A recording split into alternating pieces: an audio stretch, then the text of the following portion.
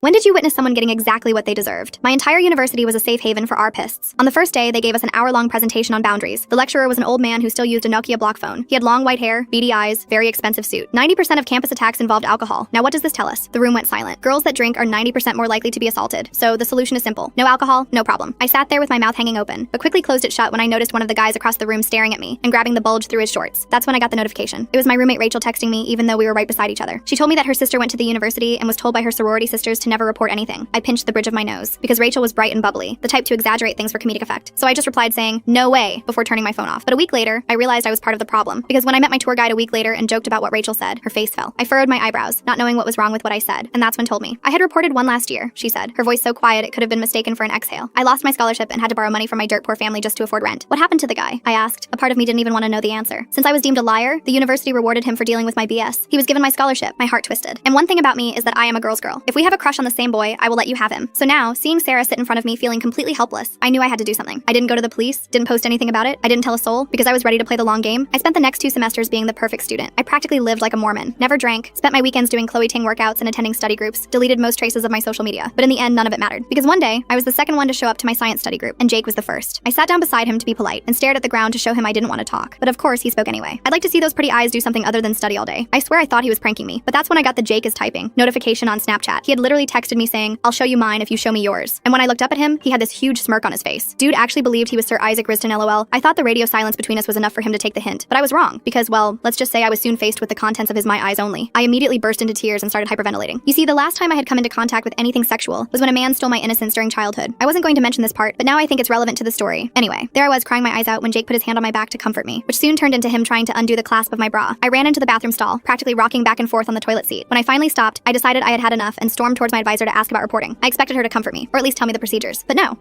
Why the F were you alone with him, especially wearing that? She then pointed to my ripped jeans like they were to blame. I just smiled and walked away, because I had an ace up my sleeve, one that I didn't want to pull out unless I absolutely had to. My daddy was a rich lawyer. He was the one who had put my childhood ARPist away, and I knew he would do anything for me. And I had just recorded our entire conversation. Full story on channel, link below.